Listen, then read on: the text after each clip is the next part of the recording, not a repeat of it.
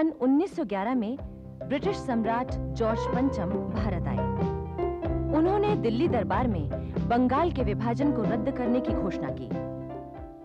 सन 1912 में गोपाल कृष्ण गोखले दक्षिण अफ्रीका होकर आए। उन्होंने दक्षिण अफ्रीका में भारतीयों पर होने वाले अत्याचारों की चर्चा बड़े विस्तार से कांग्रेस अधिवेशन में की। इसके साथ ही उन्होंने इन अत्याचारों के खिलाफ निंदा प्रस्ताव भी पारित कराया। सन 1913 में सैन फ्रांसिस्को में एक सम्मेलन आयोजित किया गया था, जिसमें अमेरिका के विभिन्न भागों में रहने वाले भारतीयों ने भाग लिया और $15,000 की राशि जमा की। इसी अवसर पर इंडियन एसोसिएशन की नींव रखी गई और सन 1857 के गदर की स्मृति में गदर नामक पत्रिका का प्रकाशन हिंदी, उर्दू, मराठी और गुरुमुखी में शुरू हुआ। इसी गदर पत्रिका के नाम के कारण बाद में इंडियन एसोसिएशन का नाम गदर पार्टी हो गया। लाला हरदयाल ने इस पार्टी के लिए बहुत काम किया। वो गदर पार्टी के मंत्री चुने गए और सोहन सिंह भाकना उसके अध्यक्ष। सन 1914 में कई महत्वपूर्ण घटनाएं हुई। सबसे महत्वपूर्ण घटना थी प्रथम विश्व युद्ध का आरंभ। जर्मनी, फ्रांस, रूस, बेल्जियम, इटली, अमेरिका, जापान आदि अनेक देश इस विश्व युद्ध में कूद पड़े थे। इंग्लैंड भी इस युद्ध में शामिल हुआ और इस कारण युद्ध का असर भारत पर भी आया। देश के अनेक नेता इस अवसर पर ब्रिटिश शासन की मदद करने की बात कर रहे थे।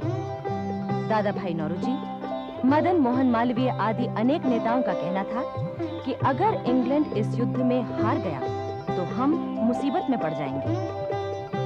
किंतु दूसरी ओर ऐसे लोग भी थे जो ब्रिटिश सरकार से ये मांग कर रहे थे कि वो भारत में भी स्वतंत्रता और आत्मनिर्णय के उन्हीं सिद्धांतों को लागू करे जिनके लिए अनेक देश युद्ध कर रहे हैं। इसी समय लोकमान्य तिलक बर्मा की मांडले जेल से छूटकर भारत वापस आए। एक आयरिश महिला एनी बेसेंट ने भी इन्हीं दिनों भारतीय राजनीति में प्रवेश किया। श्रीमती एनी बेसेंट बड़े ही स्वतंत्र विचारों वाली महिला थी। भारत आने से पूर्व इंग्लैंड में उन्होंने रूढ़ियों और अंधविश्वासों को तोड़ने के लिए जबरदस्त संघर्ष किया था। उन्होंने मजदूरों के लिए भी आंदोलन चलाया था और भारत तथा आयरलैंड के स्वतंत्रता आंदोलन का समर्थन किया था। 1882 में उनके जीवन में एक महत्वपूर्ण मोड़ आया। थियोसॉफिकल सोसाइटी की संस्थापक मैडम ब्लेवेट्स्की से एनी बेसेंट की मुलाकात हुई और वो उसमें शामिल हो गईं। मैडम ब्लेवेट्स्की की मृत्यु के बाद एनी बेसेंट ही थियोसॉफिकल सोसाइटी की प्रमुख बनी। सन 1893 में श्रीमती एनी बेसेंट भारत आईं। भारत के प्रति उनका प्रेम निरंतर बढ़ने लगा। भारत की धार्मिक, सामाजिक उन्नति और शिक्षा का प्रसार तथा राजनीतिक आजादी के कामों में उन्होंने गहरी दिलचस्पी ली। सन 1916 में श्रीमती एनी बेसेंट ने आयरलैंड के होम रूल आंदोलन की प्रेरणा से मद्रास में होम रूल की स्थापना की। इससे प्रभावित होकर लोकमान्य तिलक ने भी Akhil Bharatiya home rule league स्थापित की और जल्दी ही देश भर में इसकी शाखाएं खुल गईं। होम रूल के 4 प्रमुख सिद्धांत थे: स्वदेशी वस्तुओं से प्यार और उनका सम्मान, विदेशी चीजों का बहिष्कार, राष्ट्रीय पद्धति पर शिक्षा का संचालन और स्वतंत्र राष्ट्र की स्थापना। इस आंदोलन ने ही पहली बार राष्ट्रीय शिक्षा का नारा बुलंद किया था। यह आंदोलन इतनी तेजी से फैला कि ब्रिटिश सरकार ने इसे दबाने के लिए पूरी ताकत लगा दी और जून 1917 में श्रीमती एनी बेसेंट को गिरफ्तार कर लिया गया, जिससे आंदोलन और भड़क उठा। आखिर सरकार को मजबूर होकर श्रीमती एनी बेसेंट को रिहा करना पड़ा। विश्व युद्ध के दौरान भारत ने ब्रिटेन की भारी सहायता की थी। ब्रिटेन की सरकार ने भी बार-बार घोषणा की थी कि वो संसार में लोकतंत्र की रक्षा के लिए पराधीन राष्ट्रों को आत्मनिर्णय का अधिकार देने के लिए युद्ध कर रहा है। किंतु श्रीमती एनी बेसेंट ने लोगों को इस भुलावे में न आने के लिए बार-बार आगाह किया। उन्होंने स्पष्ट कहा था, भारत युद्ध के दौरान दिखाई गई राजभक्ति का इनाम नहीं मांगता। वो अपने बेटों के रक्त और बेटियों के आंसुओं के बदले में स्वतंत्रता की किस्तों का सौदा नहीं करता। वो तो एक राष्ट्र होने के नाते अपने अधिकार चाहता है और साम्राज्य की प्रजा की विभिन्न जातियों के बीच न्याय की मांग करता है। आपको याद रहे कि भारत क्या था। आपको जानना चाहिए कि ईसा के जन्म से 3000 पहले भारत वाणिज्य और व्यापार में महान था।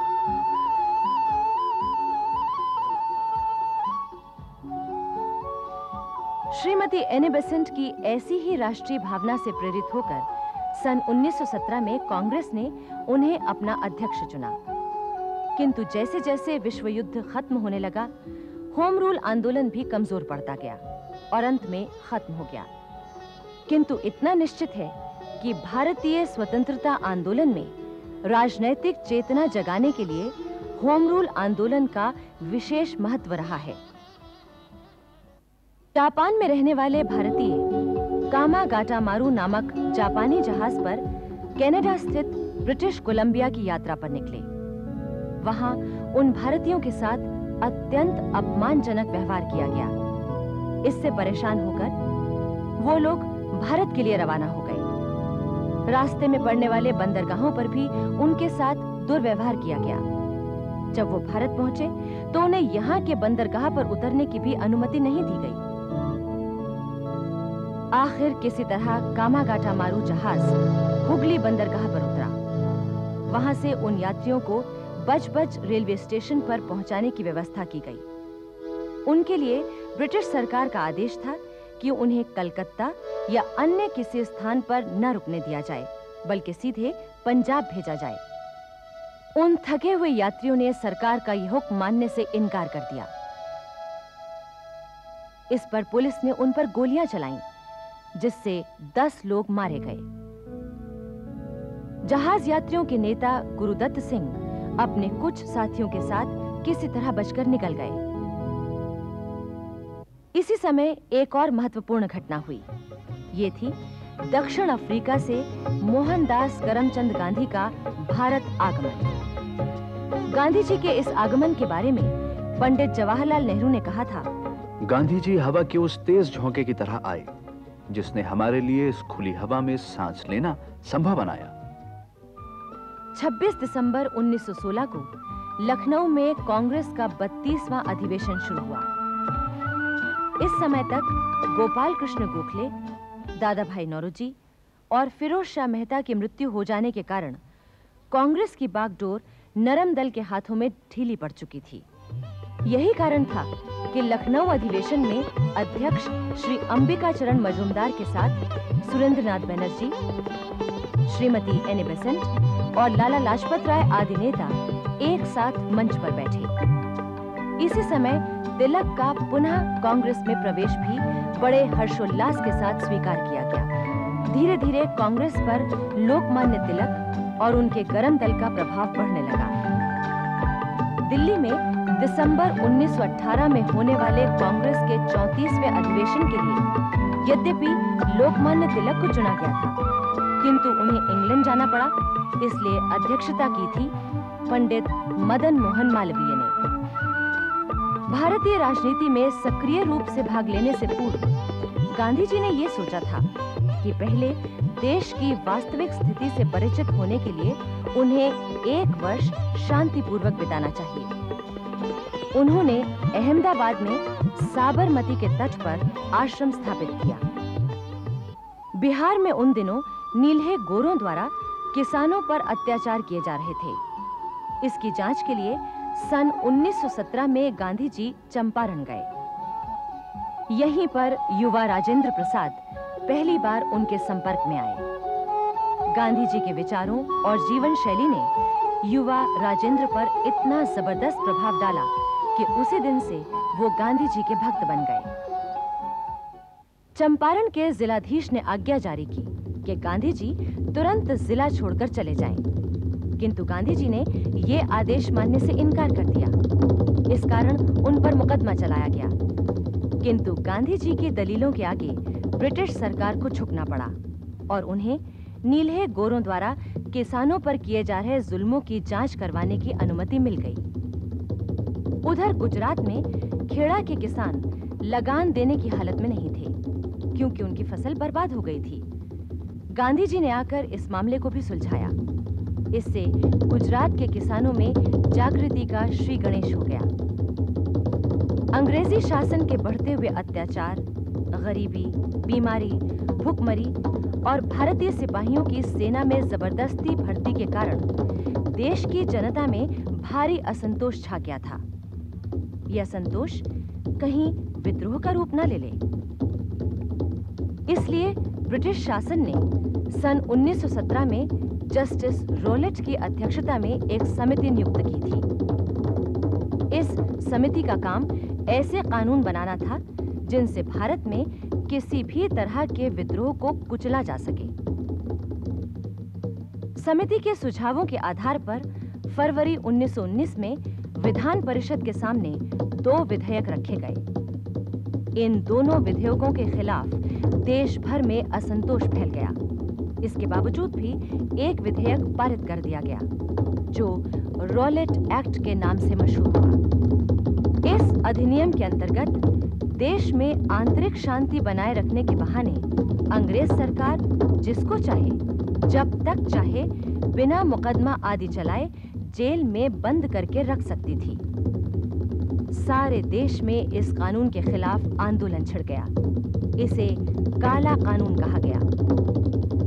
गांधी जी इसी समय पहली बार भारतीय राजनीति में खुलकर ब्रिटिश शासन के खिलाफ होकर सामने आए और उन्होंने जनता से अपील की कि 6 अप्रैल को देश भर में हड़ताल की जाए, रोलेट एक्ट पास करने के खिलाफ शोक दिवस मनाया जाए।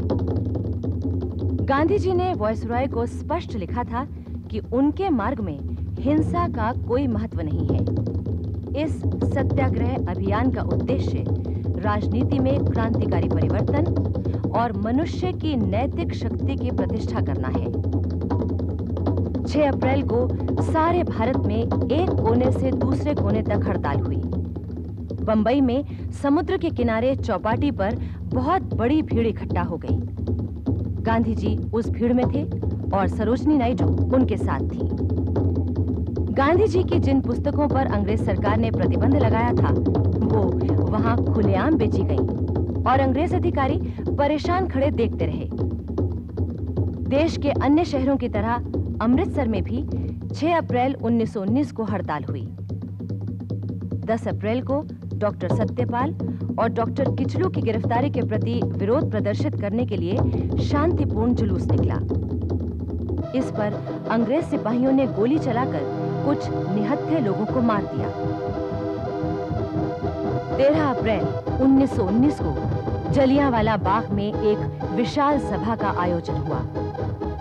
सभा का मैदान चारों ओर से मकानों की ऊंची-ऊंची दीवारों से घिरा था। केवल एक सकरा रास्ता था, जिस पर ब्रिटिश सेना के कमांडर जनरल डायर ने फौज लगा दी। जब सभा चल रही थी, तो जनरल डायर ने बिना किसी चेतावनी के सभा में आए लोगों पर अंधाधुंध गोलियां बरसाने का आदेश दे दिया। जलियांवाला बाग में लाशों के अंबार लग गए। इस क्रूर हत्याकांड के विरोध में न सिर्फ भारत का चप्पा चप्पा प्रभावित हुआ, बल्कि ब्रिटिश पार्लियामेंट तक हिल उठी थी। इसके बाद तो राष्ट्रीय आंदोलन का रुख ही बदल गया। अंग्रेजों की न्यायप्रियता के प्रति गांधी जी तक का विश्वास उठ गया और वो सहयोग से असहयोग की ओर बढ़ चले।